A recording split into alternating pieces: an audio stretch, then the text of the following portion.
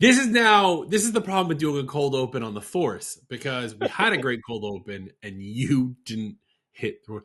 My number one rule whenever I get onto any podcast with anyone is always, hey, before we even get started, just hitting record, because you never know what I'm going to say. Maybe you'll use it. Maybe you won't. It's fine, but at least we'll have it recorded. I know. Today was a little different, though, because we were waiting for a guest that shall remain nameless, because we don't know what happened, right? They just aren't here. My mom doesn't know how to use technology. Do not get mad at her. It's fine. Yeah. It's fine. This is what the audience gets as a cold open now. Haha. Tough. Better near.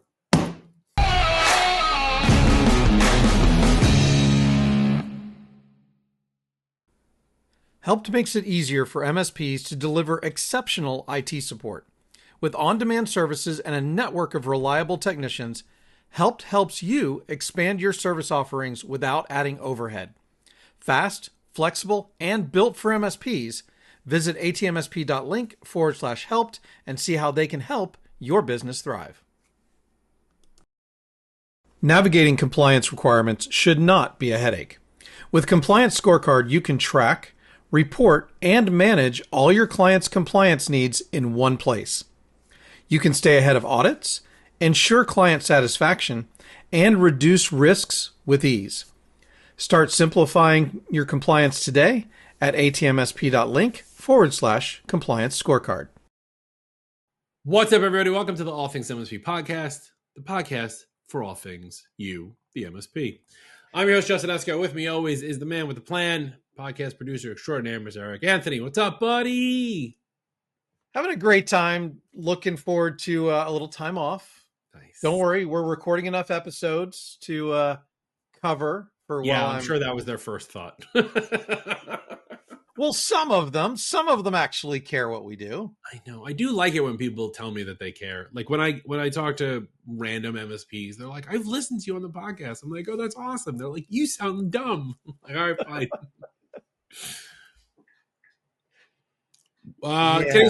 Today's one of those episodes where we thought we had a plan and then the plan went sideways. So we threw away the plan. We're going to go something else.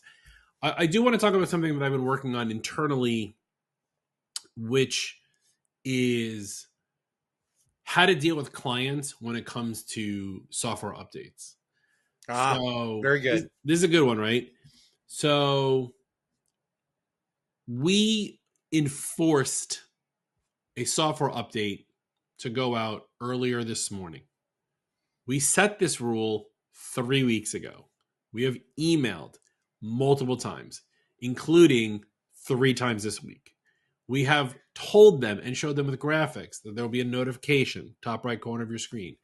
If you don't do it now, it's going to happen exactly at this time. It was like 8:16 in the morning. If you don't do it, we gave people the opportunity to update before the deadline. The deadline was 8:16 a.m.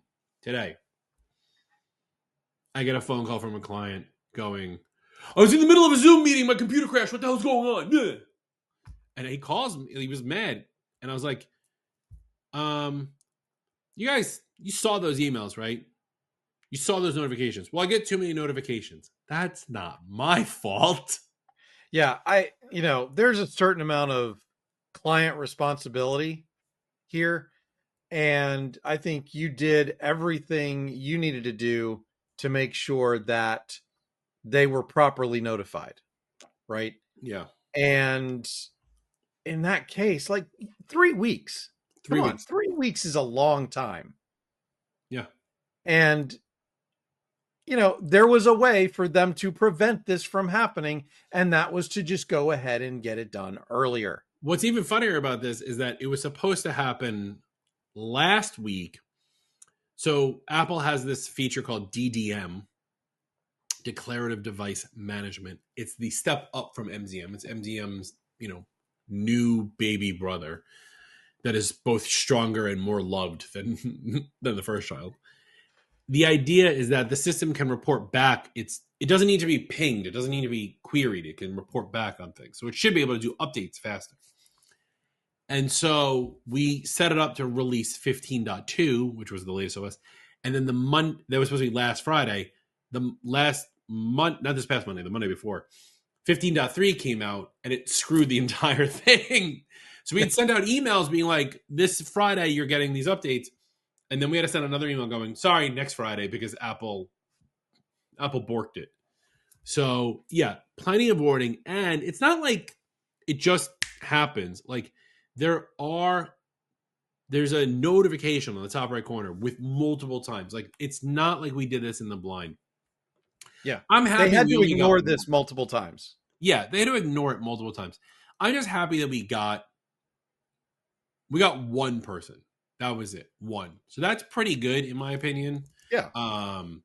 But like I know from the people who manage PCs, setting Windows updates as like an enforceable rule. Because like one of the things that Mac is doing, that Apple's doing, is in 15.2, 15.3, they're actually putting a little bit of, I hate to say this, AI into their software updates.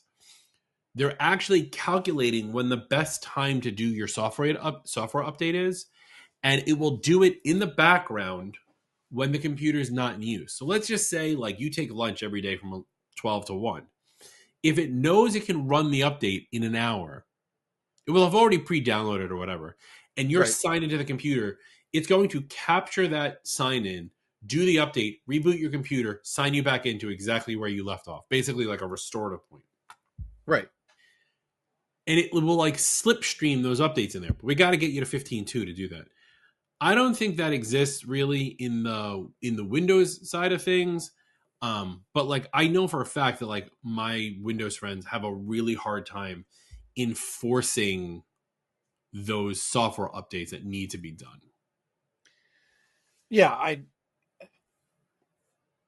I know that some of the RMM tools handle it a little bit better than Windows' own operating system, and that's one of the kind of the differences between Windows and Mac, right? Is the Mac is a little more friendly when it comes to those things, and some of the RMM tools have made it more friendly.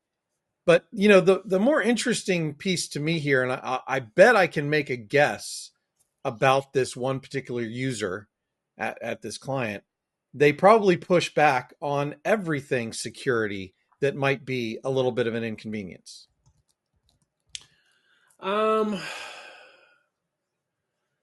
You know, everyone wants to feel like they're like a unique snowflake, and everyone's always so busy all the time. Like we're always taking our laptops on vacation and we're doing things like that. There's a little zinger for you. I saw that.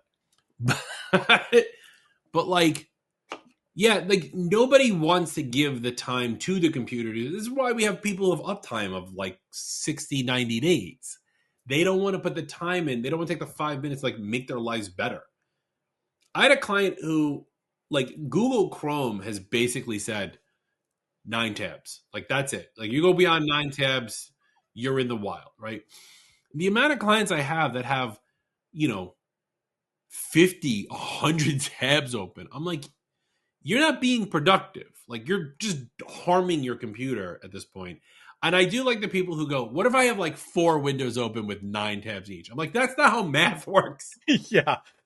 Guilty as charged right now, by the way, because I had to look, right?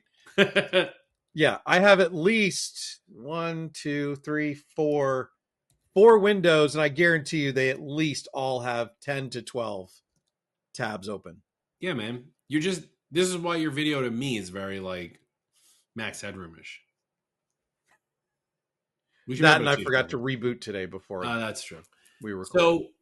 So, yeah, but going on the PC side, like enforcing those updates, even with like, we use Datto as to take care of those PCs, like, and we schedule them. But like, I think the other problem is just the slew of updates for Windows, right? Because like when Mac releases 15.2 to 15.3, like all the other updates are pretty slipstream, right? Safari slipstreams, Xprotect slipstreams, it's not a big deal.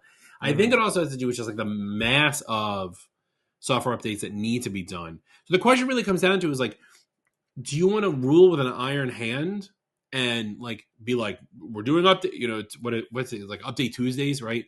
We'll stay a week behind on update Tuesdays, but Tuesday's the day. But like, you're always going to be interfering with somebody. So like, what is the right methodology to do this? Because like, we got lucky. One person got mad, right? Like, but when you're in a big corporation, like you can't piss off 10% of your staff. That's not going to work. And I mean, look, people have been trying to get around this for years. RMM tools have been trying to use Wake on LAN so that they could wake computers up, at night and do updates so that it didn't bother the users.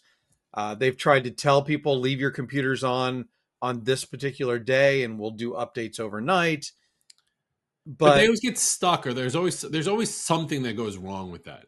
I always find, well, right? look, patch management is the bane of every MSP's existence, I think, Yeah, because no RMM tool can consider everything that's running on that machine at one time that may cause it to block or have, an application open or, not quite enough memory, not quite enough hard drive space, whatever it is.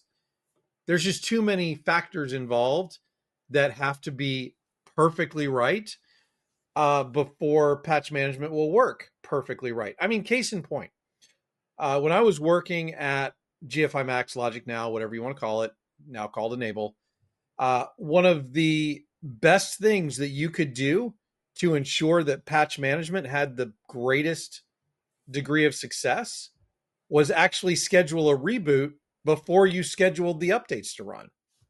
yeah. The amount of problems that fixed were incredible, but yet most people still wouldn't do it. Especially because nobody wants to reboot first. I think like patch management in and of itself, like I want to specifically call it like patch management for software is obviously very different than for OSs. But actually, here's a funny one. We have a client. They live and die by Microsoft Word. They're always writing. They never quit Word ever, right? And we started getting reports from them being like, I can't save documents. I have a document open. I literally cannot save it. There's the save option is grayed out. Like, what do I do? And so like we were like, just copy and paste it into a new document and it would still grade out. We're like, all right, copy and paste it into Google Docs or text edit or something just so you don't lose the data. Quit Word, relaunch it, let's see if it fixes it. And of course it did. And we kept going. Like a couple days later, it came up again from someone else. And we're like, what the hell is going on here? This doesn't make any sense. Because they left Microsoft Word open all the time, the Apple App Store from which we got Microsoft Word couldn't update the app.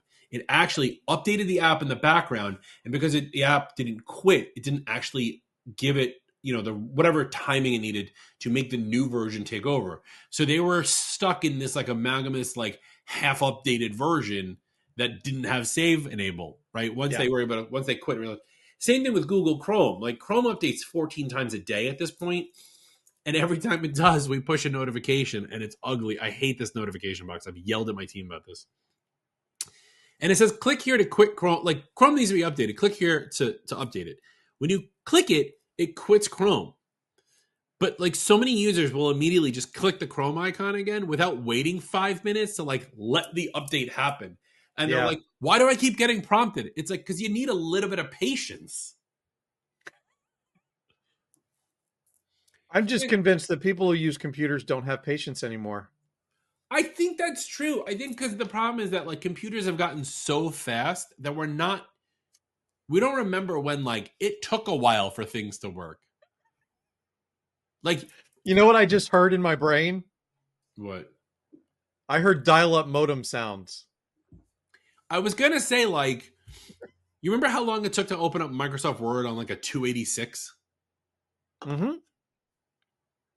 I do. And now we have it all in our pocket. Like I could run Word on my phone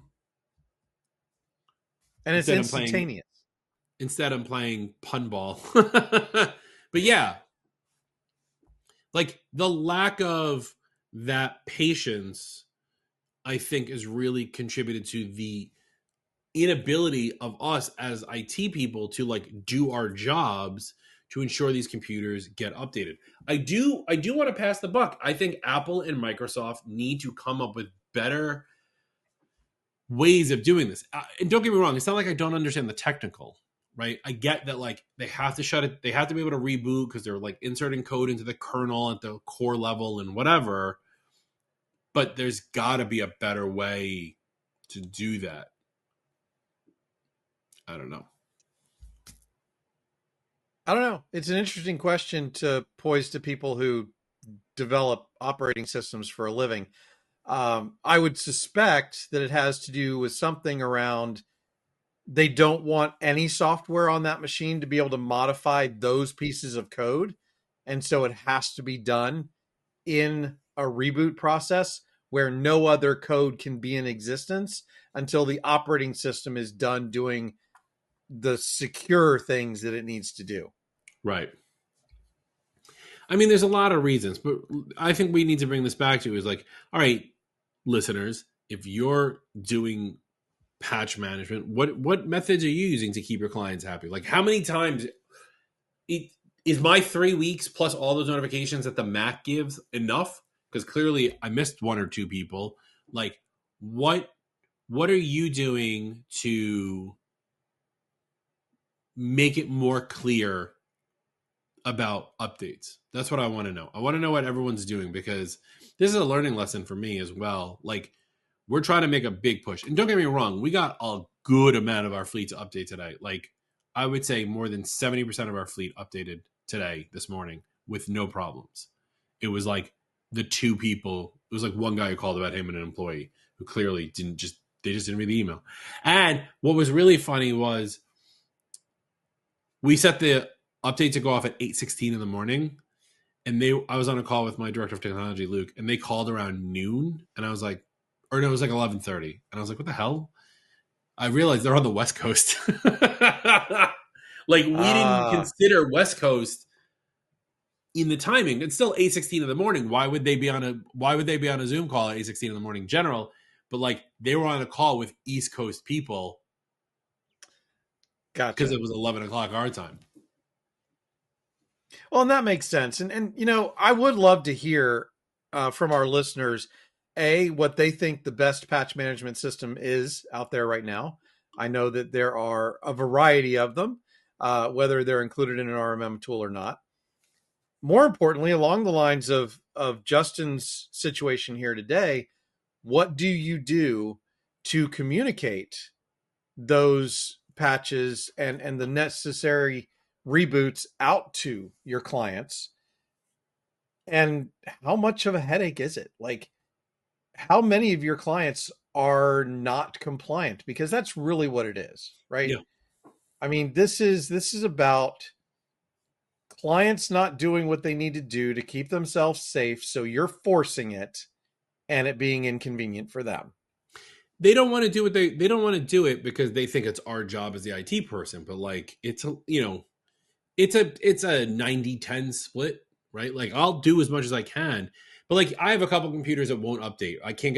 They won't, the update doesn't show up on my side. I've gone to the user and said, hey, go click these buttons and reboot your computer. And they'll do it and it's fine. Wonderful. 10 out of 10, no notes. But like, you get those people who are like, I don't know where the Apple menu is. I'm like, you've been using it forever, man. I think patch Well, management, but I think patch management, let's take it to another level, right? So we have the OS problem where we need to reboot in order to be able to do updates. We need to be able to update software. That makes sense as well.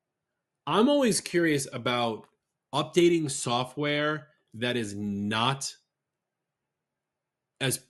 part of your rollout, right? Updating that software. Because once clients have rights to their computer, they install whatever they want. So the question is like, how are you ensuring that the software that they're installing that you're not managing is being updated also? yeah, I mean, good question. I mean, and I think that's where, the RMM tools come in a lot.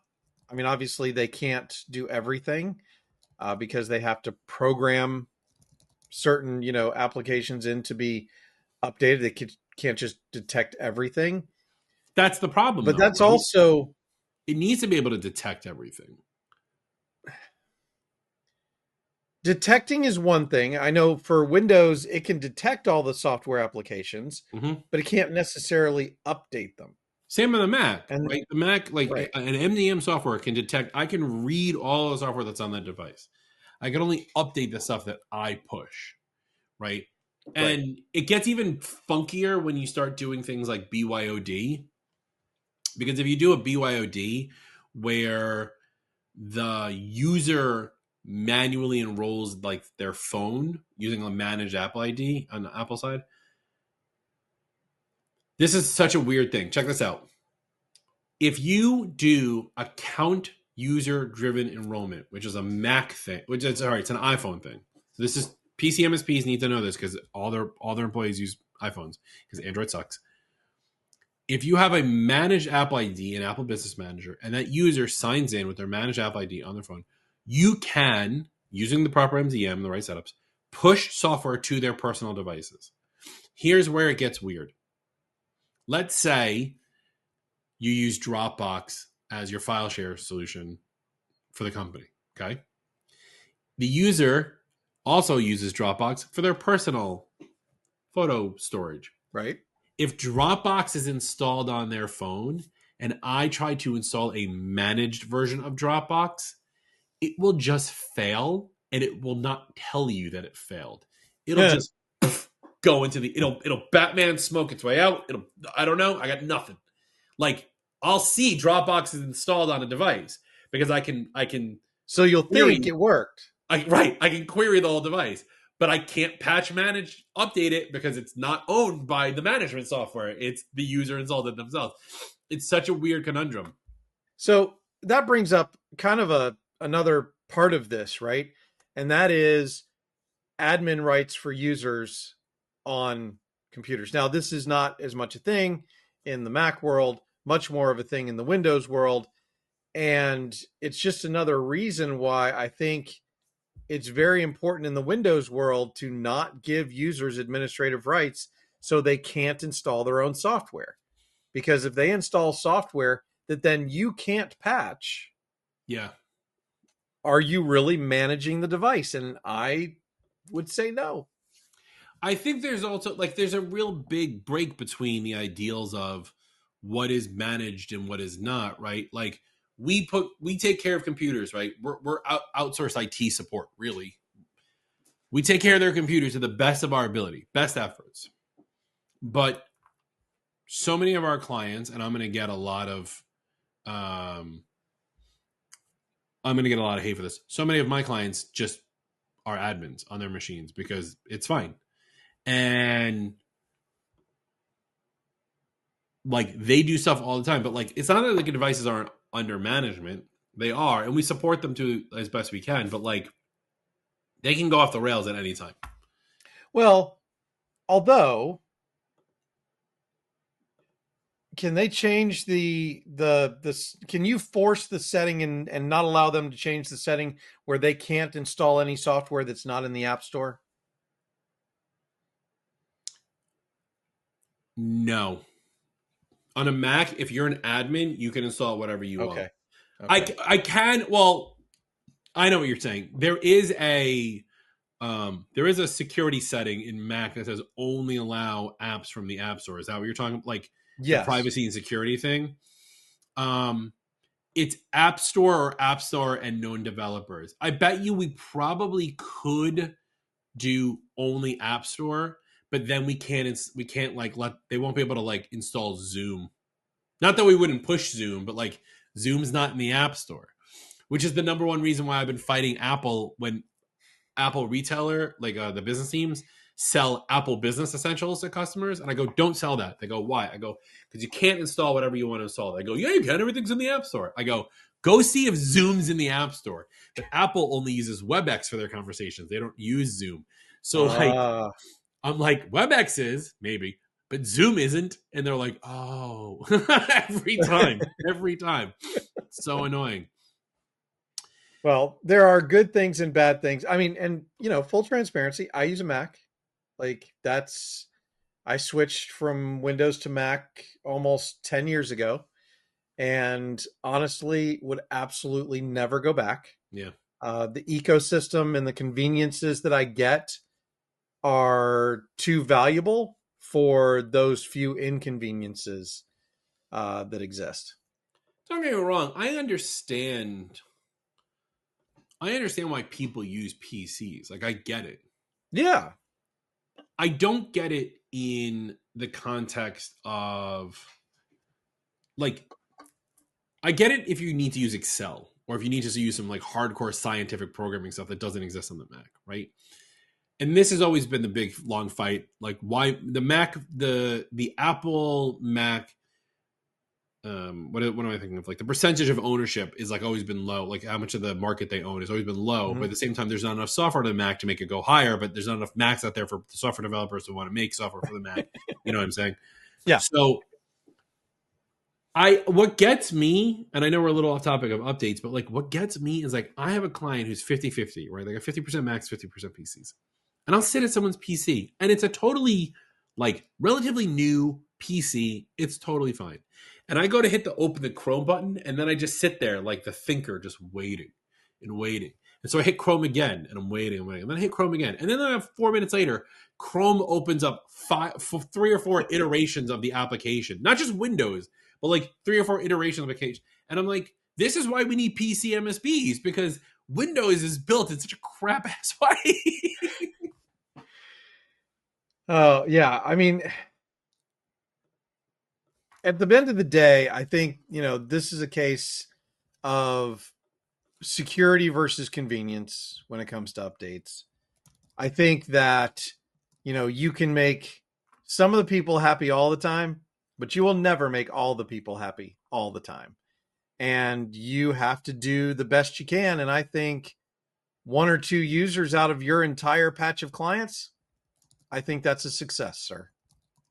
Yeah. I think we had 300 plus devices update today. I'll take the win. Yeah. Tell us how you're doing your patch management and how you're enforcing your rules with your staff. Let us know at facebook.com/group/allthingsmsp. Don't watch this one. This one there's nothing really fun to watch, but if you want to, youtube.com/@allthingsmsp. You're listening to it, but we're on other podcasting tools. So tell your friends to go get the All Things MSP podcast on their favorite podcasting tools. Leave a comment, leave a review. If they're watching this part, they've already watched the entire episode. So thank you for hanging in there. We really do appreciate it. And most of them are not like this. So make sure you go and watch the next one or the previous one if the next one's not out yet. Or you know what? Better yet, start at the beginning. And no, don't do that. We're in episode 3. This is that point where you should just be like, you can choose that one or that one. And then just let the YouTube box show up above a picture of one of us. Anyway, today's been a day. It happens. Look, it happens to the best of us. But I hope everyone has a great week. And I hope you get your patch management done. That's Eric. I'm Justin. Bye. All right, let me stop the recording because,